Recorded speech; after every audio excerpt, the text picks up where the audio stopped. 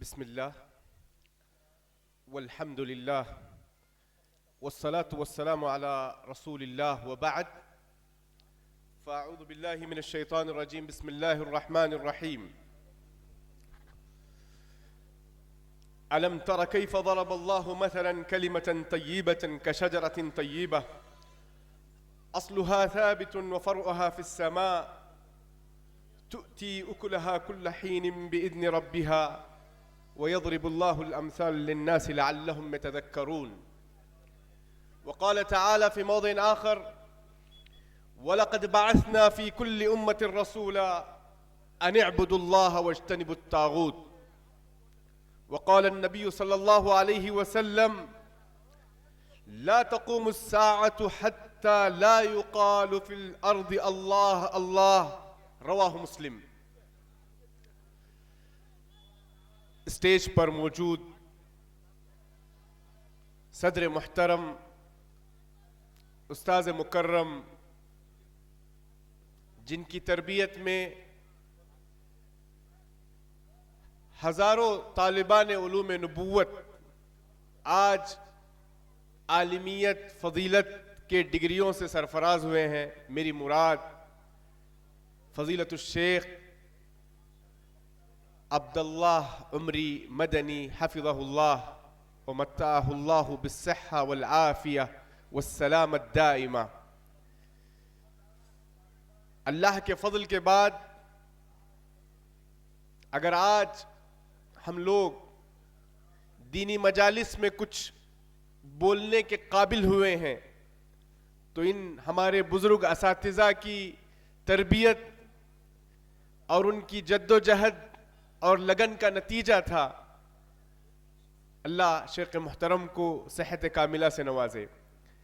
اور اسٹیج پر موجود دور دراز سے آئے ہوئے علماء اکرام اور اسی طرح ٹھیک ظہر کا وقت ہے،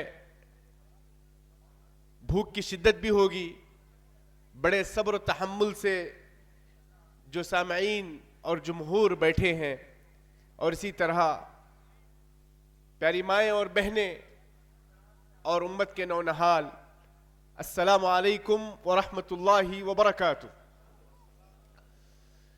معزز سامعین، آج مجھے جس موضوع سے متعلق خطاب کے لیے کہا گیا ہے یا عبدالجلیل صاحب کا حکم ہوا ہے، وہ ہے عقیدہ توحید کے اثرات انسانی زندگی پر. معزز سامعین، توحید یہ دین کی اساس ہے، توحید یہ دین کی بنیاد ہے، توحید یہ دین کی روح ہے. توحید سے بڑھ کر بھلائیوں میں کوئی بھلائی نہیں ہے. معروفات میں سب سے بڑا معروف اگر کوئی ہے تو توحید ہے. اور شرک سے بڑھ کر دنیا میں کوئی منکر اور اس سے بڑھ کر کوئی خرابی نہیں ہے. آدم علیہ السلام سے لے کر محمد صلی اللہ علیہ وسلم تک تمام انبیاء کی دعوت کا جو محور رہا ہے اور نقطہ آغاز رہا ہے وہ ہے عقیدہ توحید. وما ارسلنا من قبلک من رسول الا نوحی الیہ انہ لا الہ الا انا فاعبدون. تمام انبیاء کو اس عقیدہ توحید کا حکم دیا گیا. توحید یہ اس کائنات کی سب سے عظیم حقیقت ہے. توحید اس کائنات کی سب سے بڑی سچائی ہے. جس نے توحید کو پا لیا اس نے کائنات کی بڑی سچائی کو حاصل کر لیا. اس دنیا میں جب انسان قدم رکھتا ہے تو اس کے کانوں میں سب سے پہلے گونجنے والی جو آواز ہے یہی نعرہ توحید ہے. اور جب ایک مومن، ایک موحد اس دنیا سے جدا ہوتا ہے تو اس کی زبان سے جو آخری کلمات نکلتے ہیں وہ بھی عقیدہ توحید ہے. اور جب ایک انسان اسے اس کے اہل خانہ قبر میں دفن کر کے آتے ہیں تو اس قبر میں، اس کالی کوٹری میں دو فرشتے آ کر سب سے پہلے اس سے جو سوال کرتے ہیں وہ بھی عقیدہ توحید سے متعلق ہے.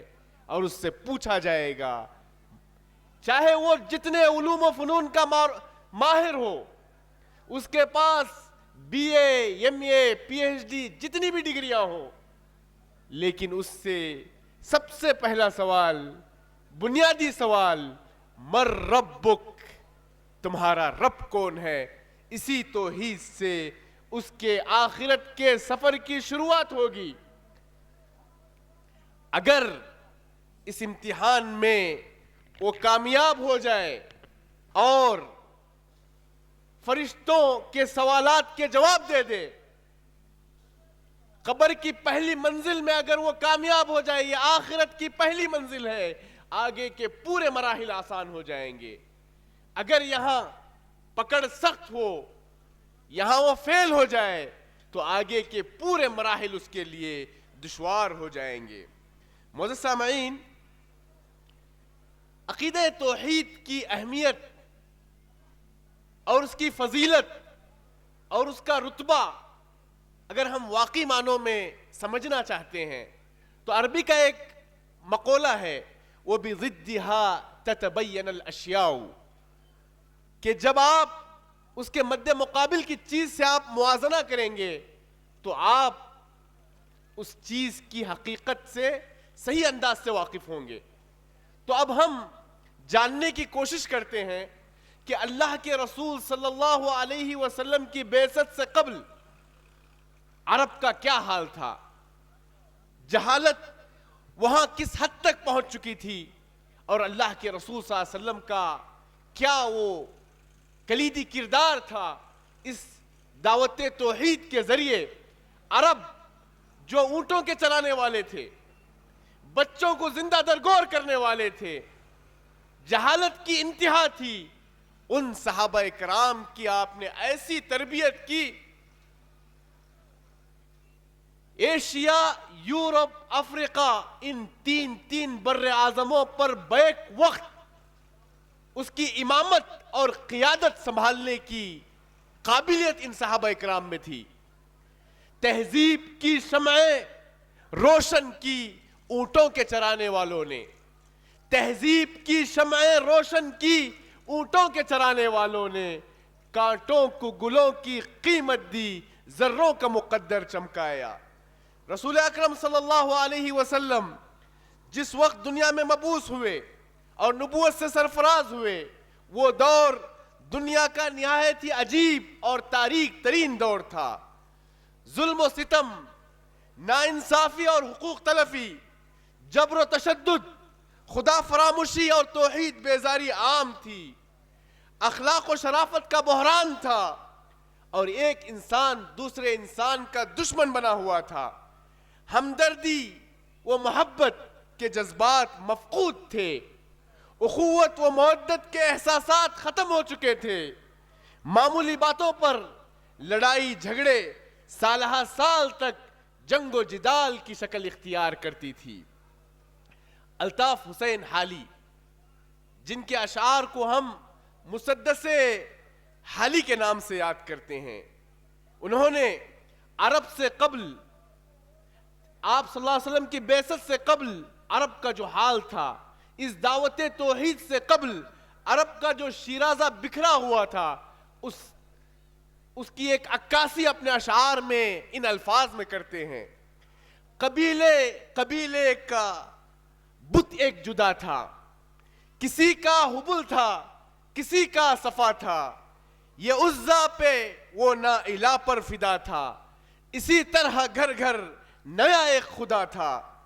نہاں ابر ظلمت میں تھا مہر انور، اندھیرا تھا فاراں کی چوٹیوں پر، چلن ان کے جتنے تھے سب وحشیانہ، ہر ایک لوٹ اور مار میں تھا یگانہ، فسادوں میں کٹتا تھا ان کا زمانہ، نہ تھا کوئی قانون کا تازیانہ. وہ تھے قتل و غارت میں چالاک ایسے، وہ تھے قتل و غارت میں چالاک ایسے، درندے ہوں جنگل میں بے باک جیسے۔ وہ بکرا اور تغلب کی باہم لڑائی، صدی جس میں آدھی انہوں نے گنوائی، قبیلوں کی کر دی تھی جس نے صفائی، تھی ایک آگ ہر سو عرب میں لگائی۔ نہ جھگڑا کوئی ملک و دولت کا تھاؤ، کرشمہ ایک ان کی جہالت کا تھاؤ۔ کہیں تھا مویشی چرانے پہ جھگڑا، کہیں پہلے گھوڑا بڑھانے پہ جھگڑا، لبے جو کہیں آنے جانے پہ جھگڑا، کہیں پانی پینے پلانے پہ جھگڑا۔ یوں ہی روز ہوتی تھی تکرار ان میں، یوں ہی چلتی رہتی تھی تلوار ان میں۔ جوا ان کی دن رات کی دل لگی تھی، جوا ان کی دن رات کی دل لگی تھی، شراب ان کی گٹی میں گویا پڑی تھی۔ تعیش تھا غفلت تھی دیوانگی تھی، تعیش تھا غفلت تھی دیوانگی تھی، غرض ہر طرح ان کی حالت بری تھی۔ ایسے گھٹا ٹوپ تاریکی دور میں آپ صلی اللہ علیہ وسلم تشریف لائے، قرآنی تعلیمات اور نبوی ہدایت سے دنیا کو بدلا، عرب و عجب میں انقلاب برپا کیا، عدل و انصاف کو پروان چڑھایا، حقوق کی ادائیگی کے جذبوں کو ابھارا، احترام انسانیت کی تعلیم دی، قتل و غارت گری سے انسانوں کو روکا، عورت کو مقام و مرتبہ عطا کیا، غلاموں کو عزت سے نوازا، یتیموں پر دست شفقت پھیرا، ایثار و قربانی خلوص و وفاداری کے مزاج کو پیدا کیا، رب کے احسانات سے آگاہ کیا، رب کے ٹوٹے ہوئے بندوں کا رب سے رشتہ جوڑا۔ وہ نبیوں میں رحمت لقب پانے والا، مرادیں غریبوں کی برلانے والا، مصیبت میں غیروں کے کام آنے والا، وہ اپنے پرائے کا غم کھانے والا، فقیروں کا ملجا، ضعیفوں کا والی، غلاموں کا مولا، خطا کار سے درگزر کرنے والا، بداندیش کے دل میں گھر کرنے والا، مفاسد کا زیر و زبر کرنے والا، قبائل کا شیر و شکر کرنے والا، اتر کر ہرا سے سوئے قوم آیا اور ایک نسخہ کیمیا ساتھ لایا۔ مسے خام کو جس نے کندن بنایا، کھرا اور کھوٹا الگ کر دکھایا، عرب جس پہ قرنوں سے تھا جہل چھایا، پلٹ دی بس ایک آن میں اس کی کایا۔ رہا ڈرنا بیڑے کو موجے بلا کا، رہا ڈرنا بیڑے کو موجے بلا کا، ادھر سے ادھر پھر گیا، ادھر سے ادھر پھر گیا رخ ہوا کا۔ توحید کی تعلیمات کے ذریعے اللہ کے رسول صلی اللہ علیہ وسلم نے دنیا کو ایک نئی صبح عطا کی، تاریکیوں کا دور اس کا خاتمہ ہوا، اسلام کی ضیاءپاش کرنوں سے کائنات کو روشن اور منور کیا۔ وہ بجلی کا کڑکا تھا یا صوت ہادی، وہ بجلی کا کڑکا تھا یا صوت ہادی، عرب کی زمین جس نے ساری ہلا دی، نئی ایک لگن دل میں سب کے لگا دی، ایک آواز میں سوتی بستی جگا دی۔ پڑا ہر طرف غل پہ یہ پیغام حق کا، پڑا ہر طرف غل یہ پیغام حق کا، کہ گونج اٹھے دشت و جبل نام حق سے۔ سبق پھر شریعت کا ان کو پڑھایا، سبق پھر شریعت کا ان کو پڑھایا، حقیقت کا گر ان کو ایک ایک بتایا، زمانے کے بگڑے ہوں کو بنایا، بہت دن کے سوتے ہوں کو جگایا۔ کھلے تھے نہ جو راز اب تک جہاں پر، کھلے تھے نہ جو راز اب تک جہاں پر، وہ دکھلا دیے ایک پردہ اٹھا کر۔ آپ صلی اللہ علیہ وسلم کو حکم ہوا، یا ایھا المزمل، یا ایھا المدثر، یا ایھا الرسول بلغ ما انزل الیک من ربک فإن لم تفعل فما بلغت رسالتہ واللہ یعصمک من الناس۔ جب آپ سے کہا گیا کہ جو نعمت توحید سے آپ کو سرفراز کیا گیا ہے، جو نبوت کی ذمہ داری آپ کو عطا کی گئی ہے، یہ ایک مسئولیت ہے، ایک ذمہ داری ہے، پھر آپ صلی اللہ علیہ وسلم نے اپنی دعوت کی شروعات اسی گراں قدر توحید سے کرتے ہیں، اور آپ صلی اللہ علیہ وسلم عرب کے مجمع میں یا ایھا الناس قولوا لا الہ الا اللہ تفلحوا، اے عرب لا الہ الا اللہ کا اعلان کرو اور کامیابی تمہاری مقدر بن جائے گی۔ اس دعوت کے خاطر آپ صلی اللہ علیہ وسلم ضرورت پڑنے پر صفا کی پہاڑیوں پر چڑھ کر آپ نے لوگوں کو توحید کی دعوت دی۔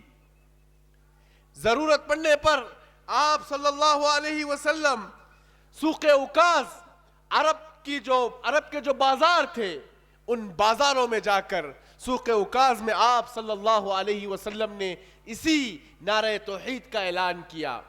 جب آپ کے خاندان والوں نے، مشرکین مکہ نے، کفار قریش نے آپ کا اور آپ کے صحابہ اکرام کا بائیکاٹ کیا، اور وہ بھی بائیکاٹ 3 سال تک کا بائیکاٹ تھا، جب ان کو ابی طالب کی گھاٹی میں پیک کر دیا گیا، تو ایسے نازک موقع پر بھی خطرات منڈلا رہے تھے، اس نازک موقع پر بھی آپ صلی اللہ علیہ وسلم موسم حج میں باہر نکل کر مختلف علاقوں سے آئے ہوئے قبائل اور جتنے آئے ہوئے قبائل ہیں انہیں توحید کی دعوت دیتے ہیں۔ اور آپ صلی اللہ علیہ وسلم جہاں خود نہیں پہنچ پا رہے تھے، آپ صلی اللہ علیہ وسلم آپ کے تربیت یافتہ صحابہ اکرام، ان صحابہ اکرام کو روم، فارس، حبشہ، مصر، بحرین، یمن، اس وقت کے 15 عالمگیر جو طاقتیں تھی، اس وقت کے جو سپر پاور ملک تھے، ان کے بادشاہوں کے درباروں میں اور ایوانوں میں اپنے نمائندوں کو بھیجا اور اس توحید کے نعرے اور رسالت کے پیغام کو عام کیا۔ معزز سامعین، اللہ کے رسول صلی اللہ علیہ وسلم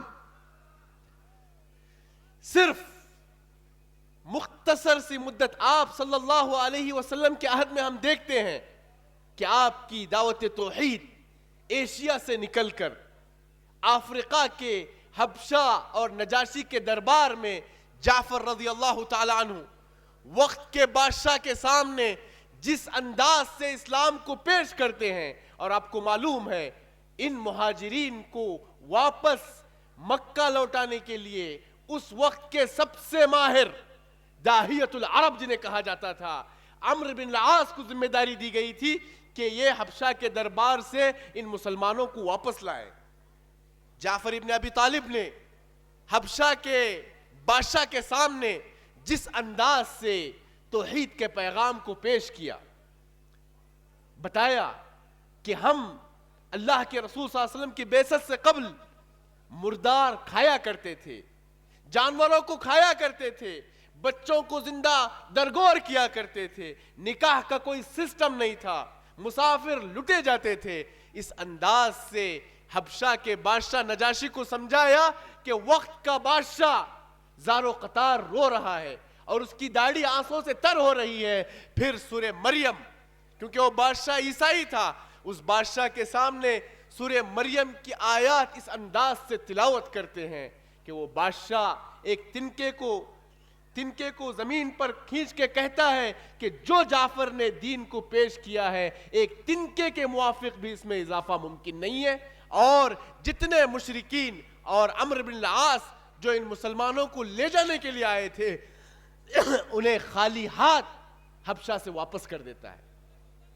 اور صرف 20 سال کی مختصر مدت میں 20 ہجری تک ہم دیکھتے ہیں کہ اللہ کے رسول صلی اللہ علیہ وسلم نے جن صحابہ اکرام کو تیار کیا، اے صحابہ اکرام، عمر رضی اللہ تعالیٰ عنہ کے عہد تک روم اور فارس یہ اس وقت کے سب سے بڑے سپر پاور ملک تھے۔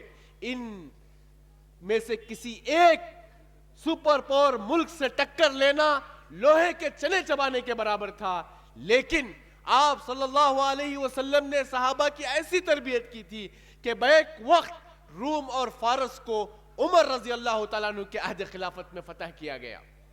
پھر اس کے بعد آپ دیکھیں کہ عمر رضی اللہ تعالیٰ عنہ خلیفہ وقت اور ان کے جنرل سعد بن ابی وقاص جو قادسیہ جنگ کے جنرل تھے، ان کے فوج کا ایک ادنا سپاہی ربع بن عامر رضی اللہ تعالی عنہ فارس کے دنیا کے اس وقت کے سب سے بڑے شہسوار رستم کے دربار میں پہنچتے ہیں. رستم یہ علی الاطلاق پورے فارس کا، ایران کا سب سے بڑا پہلوان، اس کے دربار میں شاہی قالین بچھے ہوئے ہیں، اور اس کی پوری کوشش تھی کہ ربع بن عامر رضی اللہ تعالیٰ عنہ کو مرعوب کیا جائے. قالین اور مجلس کو مکمل سجا کے رکھا تھا. ربع بن عامر، ابن کثیر کی جو روایت ہے رحمہ اللہ، جس انداز سے ربع بن عامر رضی اللہ عنہ داخل ہوتے ہیں، اپنے نیزے کے ذریعے یہ جو فرش اور قالین بچھائے ہوئے تھے انہیں گھونپتے ہوئے دربار میں پہنچتے ہیں.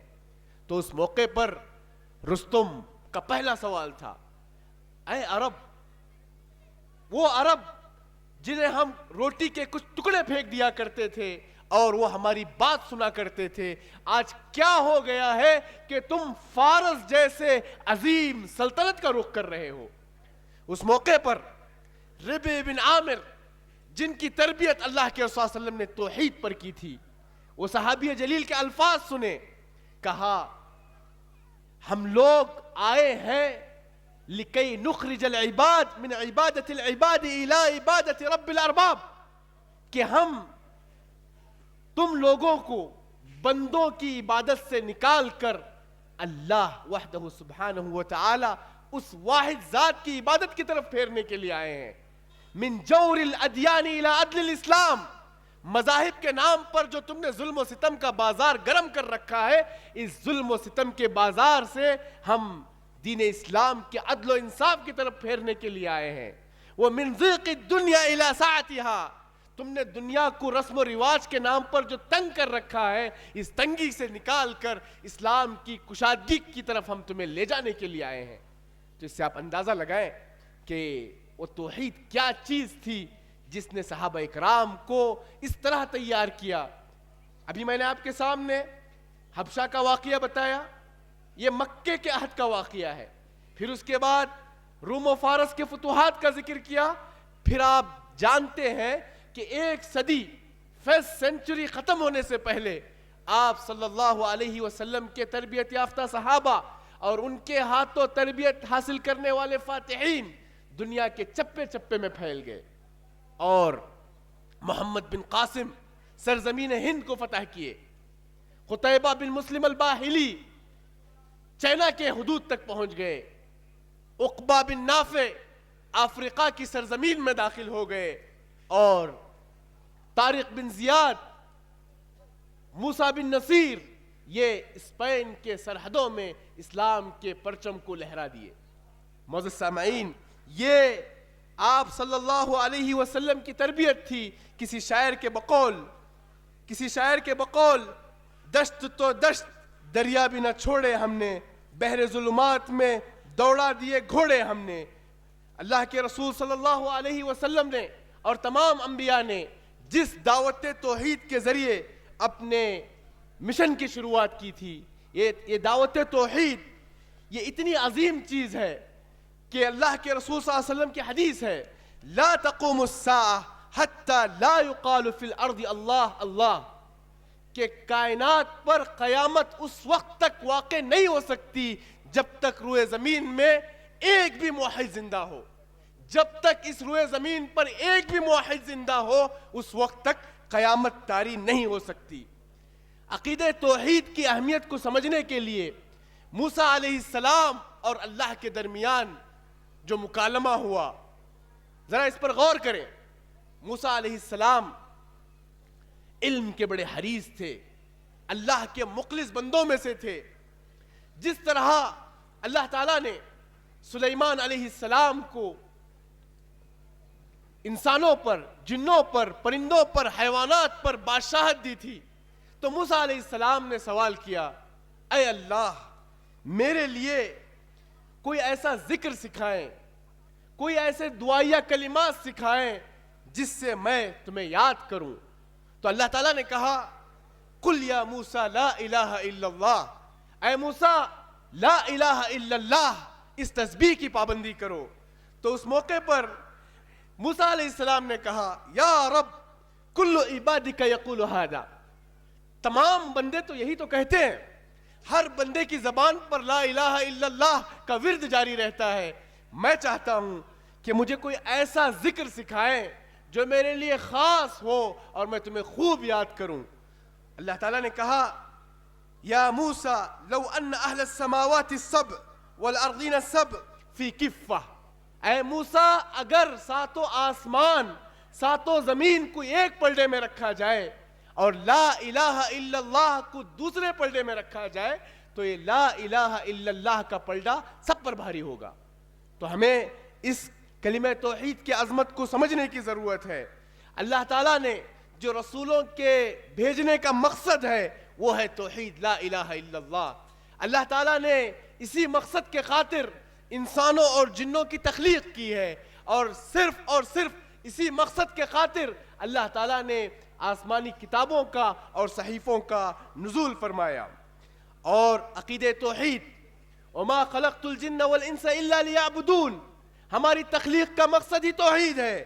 اور دنیا و آخرت میں اگر ہم امن و امان چاہتے ہیں، اللہ تعالیٰ کا ارشاد ہے الذین آمنوا ولم يلبسوا ایمانهم بظلم اولئک لهم الامن وهم مہتدون، دنیا و آخرت میں امن و امان اگر ہم چاہتے ہیں تو وہ اہل توحید کے حصے میں آئے گا۔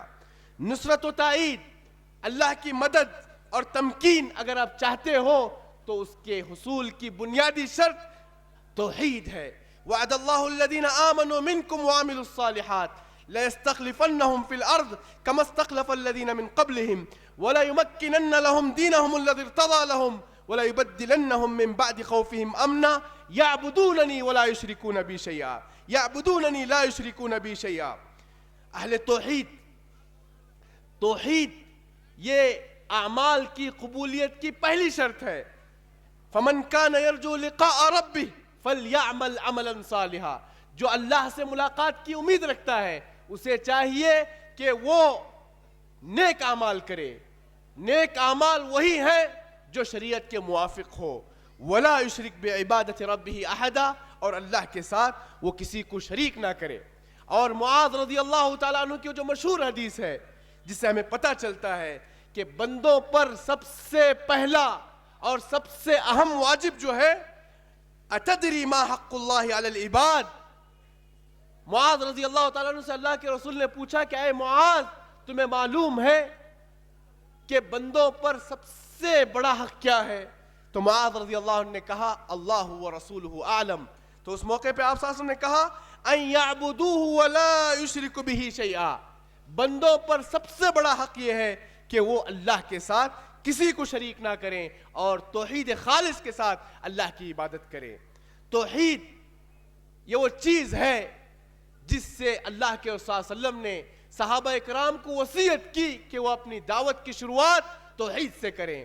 معاذ رضی اللہ تعالیٰ عنہ جنہیں آپ یمن کی طرف ایمبیسڈر بنا کر بھیج رہے ہیں، تو آپ نے کہا اے معاذ تم یمن کی طرف جا رہے ہو تو تمہاری دعوت کا جو پہلا آغاز ہے فَلْيَكُنْ أَوَّلْ مَا تَدْعُوهُمْ إِلَىٰ أَن يُوحِّدُوا اللَّهَ تَعَالَىٰ، کہ تم اپنے دعوت کی شروعات اسی توحید سے کرنا۔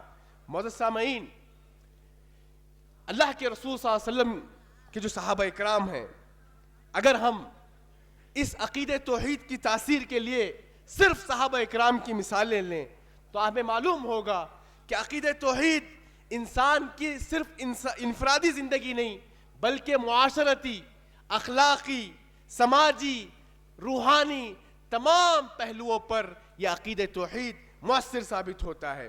عقید توحید انسان کو اس یقین سے بھر دیتا ہے کہ وہ صرف اور صرف اللہ پر بھروسہ کرنے لگتا ہے اور مخلوقات میں کسی مخلوق کا خوف اور اس کا شائبہ اس کے دل میں نہیں ہوتا۔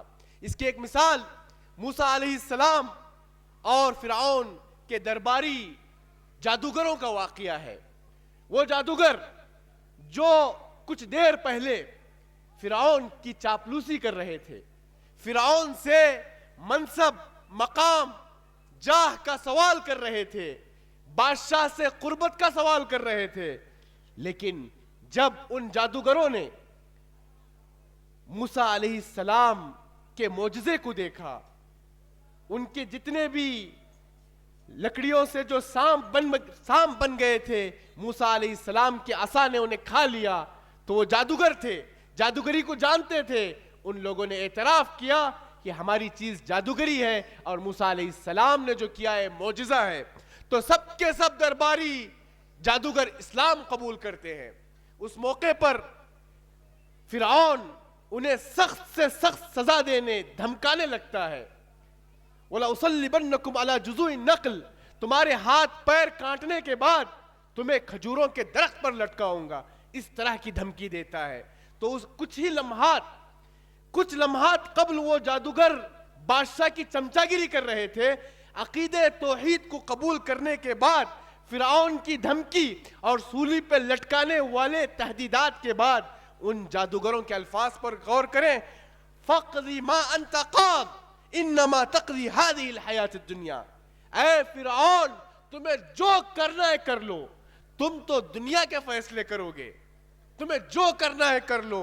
انا آمنا بربنا لیغفر لنا خطایانا، ہم جو اسلام قبول کیے ہیں، ایمان لائے ہیں، اللہ سے ہم اس بات کی امید رکھتے ہیں کہ اللہ ہمارے گناہوں کو بخش دے، تمہیں جو کرنا ہے کریں. دیکھیے اس موقع پر بقیع قبرستان، جہاں میں 7 سال حکومتی ترجمان رہا ہوں، مجھے ایک واقعہ یاد آ رہا ہے. ہدایت یہ صرف اللہ کے ہاتھ میں ہے. ابو طالب جنہوں نے کیا قربانیاں نہیں دی، اپنے بھتیجے کے لیے کیا کچھ فدا نہیں کیا، ایک مضبوط آہینی دیوار بن کے کھڑے رہے. لیکن اللہ تعالیٰ نے کہا انک لا تہدی من احببت، اے محمد صلی اللہ علیہ وسلم آپ جس کو چاہے ہدایت نہیں دے سکتے. اتنے قریبی عزیز چچا ہونے کے باوجود انہیں ہدایت کی توفیق نہیں ملی. دیکھیے ایک شخص بقیع قبرستان آیا، اور ہم لوگ بالکل بقیع کے آغاز میں ہوا کرتے تھے. ایسا شخص سر سے لے کر سر کے پیشانی سے پیر کے تلوے تک شرکیات، کفریات، رسوم سے بھری ہوئی شکل، داڑھی منڈی ہوئی ہے، سر کے بال بالکل خواتین سے بھی بڑے، ہاتھ میں اور پیر میں 8-10 انگوٹیاں پہنا ہوا ہے، اور چپل وہ سامیوں والا چپل، یعنی جو مذہبی پیشوا پہنتے ہیں جسے کھڑا کہتے ہیں. اس طرح کا حلیہ کہ دیکھنے سے کراہت ہونے لگے. اور اس کے اوپر مزید جو احرام کا لباس ہے، زندگی میں پہلی بار میں نے کسی شخص کو دیکھا جو اوپر بھی ہرا لباس پہنا ہے اور نیچے بھی ہرا لباس، پورا احرام کا کپڑا بھی ہرا لباس کا ہے. اب اس کو سمجھانے کی بہت کوشش کی، پیار سے بتلائے، کتابوں کا حوالہ دے کر بتلائے، دلائل دے کر بتلائے، لیکن وہ شخص بضد تھا اپنی بات پر. اب مجھے بھی تقریباً میری ڈیوٹی ختم ہو رہی تھی، گھر کی طرف میں نکل رہا تھا، مجھے بار بار فون آ رہے تھے کسی ضرورت کے تحت. تو اب میں نے سوچا کہ اسے پریکٹیکل کچھ مثال دی جائے. پھر میں نے اس شخص سے کہا کہ تمہاری عمر 40 سال کی ہو چکی ہے اور اب تک تم شادی بھی نہیں کیے ہو، اور نکاح یہ انسانی فطرت ہے، اس انسانی فطرت سے بغاوت کر کے انسان جی نہیں سکتا. تم نے جو حلیہ اور اس نے اپنے موبائل کی کافی چیزیں بتلائی، اتنی خرابیاں، اتنے اخلاقی بگاڑ، یعنی انسان کو تعبیر نہیں کر سکتا. تو پھر اس کے بعد میں نے اسے پیار سے بتلایا، ہر نبی کی سنت رہی ہے نکاح، ہر نبی نے نکاح کیا ہے. کیا تم یہ پسند نہیں کرو گے کہ تمہاری بھی اولاد ہو، تمہارا بھی ایک گھر ہو، ایک سنت پر تم عمل کرو؟ اس انداز سے میں نے اس کو سمجھانے کی کوشش کی، لیکن اس قدر تبدیلی نہیں آئی. پھر اس کے بعد تھکا ماندہ تھا ہو تو میں نے اسے زمزم پیش کیا.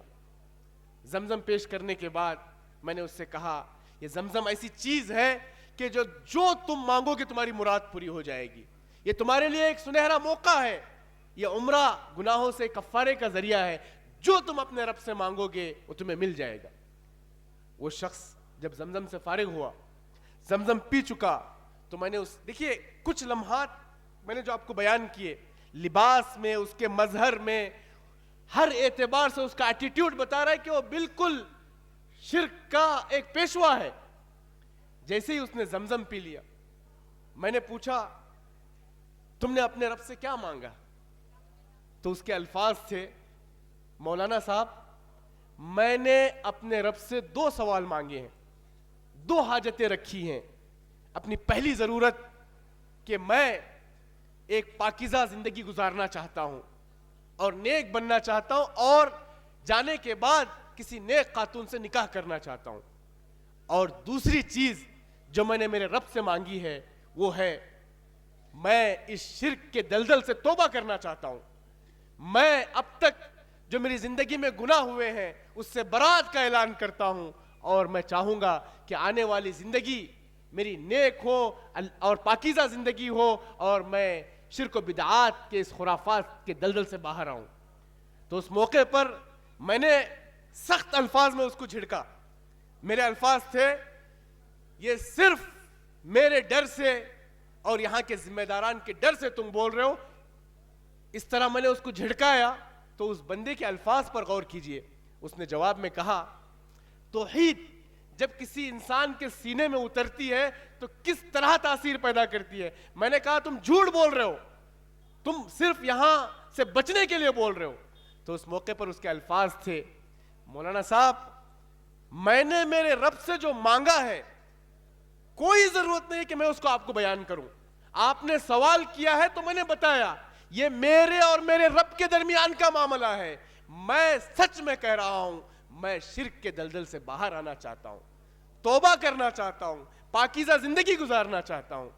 توحید یہ ایسی چیز ہے کہ سبحان اللہ, انسان کی پچھلی زندگی اور توحید کو قبول کرنے کے بعد ایک بہت بڑا انقلاب ہمیں دیکھنے کو ملتا ہے.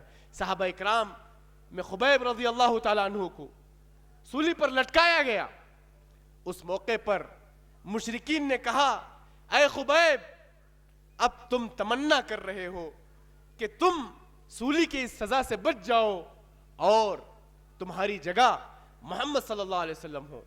تو اس موقع پہ خبیب رضی اللہ عنہ نے کہا تھا, تمہاری عقلوں پر تعجب ہے, میں تو یہ بھی نہیں چاہتا کہ میرے پیروں میں کانٹے لگے اور اللہ کے رسول صلی اللہ علیہ وسلم کو میری جگہ سزا ملے. اور اس موقع پر انہوں نے جو اشعار کہے تھے, وَلَسْتُ أُبَالِي حِينَ أُقْتَلُ مُسْلِمًا عَلَىٰ أَيِّ شِقٍّ كَانَ فِي اللَّهِ مَسْجَعِي وَذَلِكَ فِي ذَاتِ الْإِلَٰهِ وَإِن يَشَاء يُبَارِكْ عَلَىٰ أَوْصَالِ شُلْءٍ مُمَزَّعِ. یہ توحید موسیٰ علیہ السلام پیچھے فرعون کا لشکر جرار ہے, اور ساتھ میں بنی اسرائیل جو بے صبری قوم ہے, اور آگے ٹھاٹے مارتا ہوا سمندر ہے. ایسی مشکل گھڑی میں بھی ثابت قدمی توحید کے ذریعے مل سکتی ہے. تو اس موقع پر موسیٰ علیہ السلام نے کہا تھا, کلا ان معی ربی سیہدین.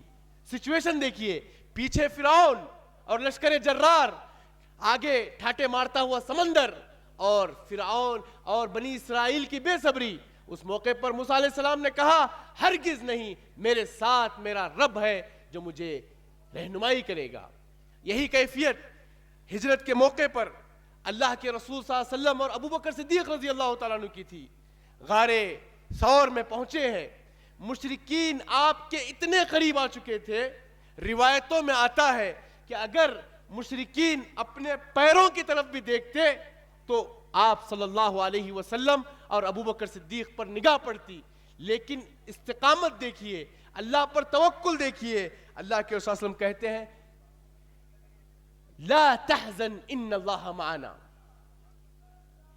اے ابو بکر نہ گھبراؤ, اللہ ہمارے ساتھ ہے. اور اس سے پہلے ثانی اثنین اذ ہما فی الغار, غار ہی کا واقعہ ہے کہ آپ صلی اللہ علیہ وسلم تسلی دے رہے ہیں کہ ابو بکر نہ گھبراؤ, اللہ ہمارے ساتھ ہے. ابراہیم علیہ السلام کا توکل ہمارے سامنے موجود ہے. آپ کا پورا گھرانہ, پوری بستی وقت کے بادشاہ تک مخالف ہو گئے اور آپ کو جھلستے ہوئے آگ میں پھینکا گیا. لیکن آپ صلی اللہ علیہ وسلم, آپ علیہ السلام کی زبانی حسبی اللہ و نعم الوکیل, حسبی اللہ و نعم الوکیل کا ورد اس یقین کے ساتھ جاری تھا. پھر اللہ تعالیٰ کا فرمان ہوا, قلنا یا نارو کونی بردم و سلاما علی ابراہیم. اللہ کی جانب سے اس آگ کو ٹھنڈا کیا گیا. اور ابراہیم علیہ السلام کا واقعہ آپ کو یہ بھی پتا ہے کہ اللہ کے حکم سے توحید کے تقاضوں کی بجاوری میں ابراہیم علیہ السلام نے اپنے شیرخوار بچے اور اپنی اہلیہ کو اس بے آب و گیاہ وادی فی واد غیر ذی زرع اس جگہ چھوڑ کر گئے، اللہ پر بھروسہ کیا، پھر اللہ تعالیٰ نے بدلے کے طور پر جو چیز دی زمزم، جس سے آج پوری دنیا فائدہ اٹھا رہی ہے۔ عقید توحید جب کسی انسانی دل میں یہ چیز سرایت کر جاتی ہے تو اللہ کی برکتوں، رحمتوں اور سعادتوں کا نزول دیکھیے۔ موسیٰ علیہ السلام مدین شہر پہنچے ہیں۔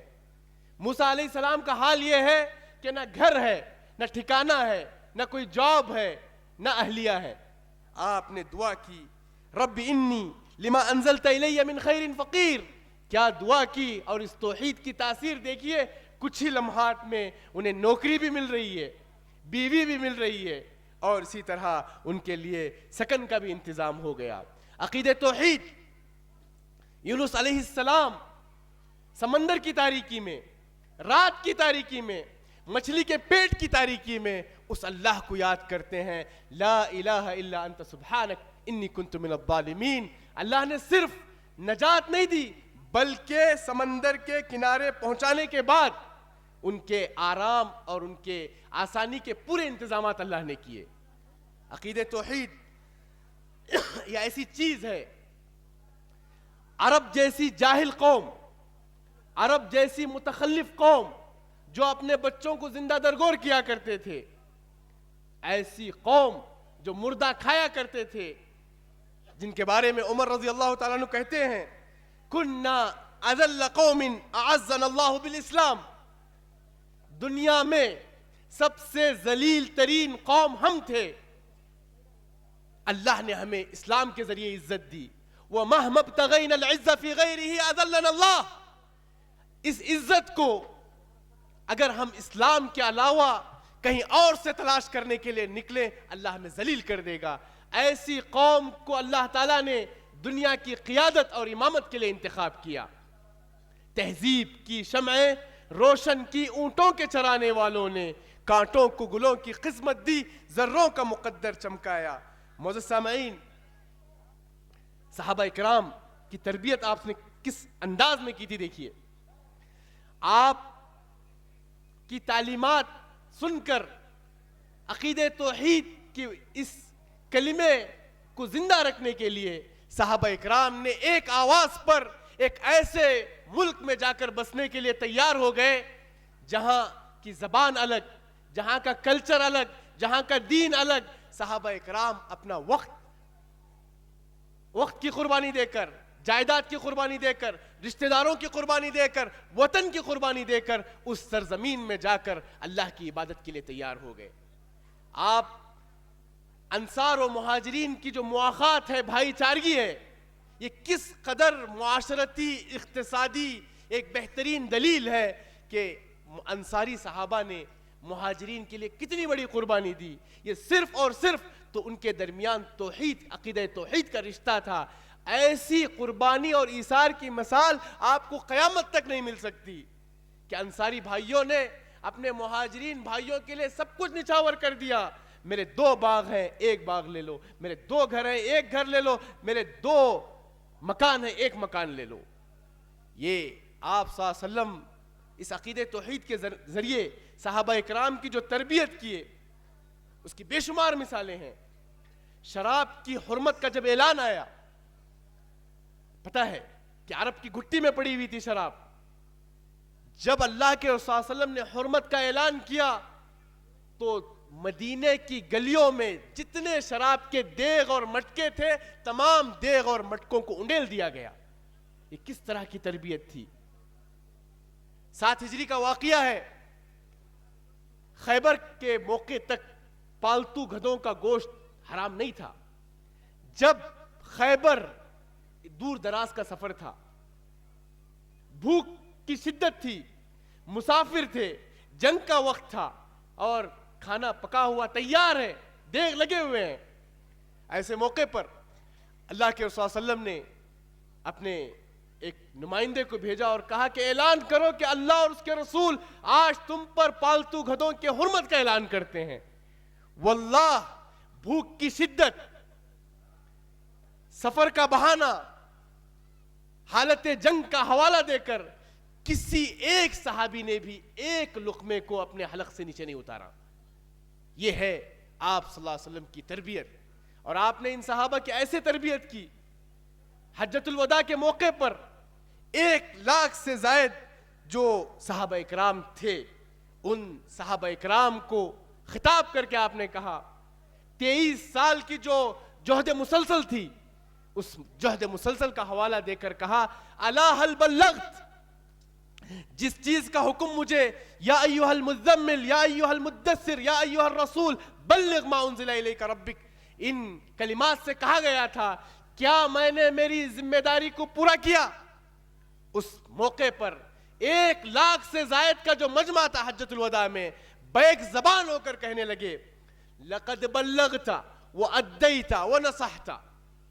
اللہ کے رسول صلی اللہ علیہ وسلم, آپ نے آپ کی ذمہ داری پوری کی, آپ نے امت کے ساتھ خیر خواہی کی, آپ نے آپ کی امانت کو لوگوں تک پہنچایا اور امت کے ساتھ خیر خواہی کی. تو پھر آپ نے آسمان کی طرف اشارہ کر کے کہا اللہم اشہد اللہم اشہد اللہم اشہد.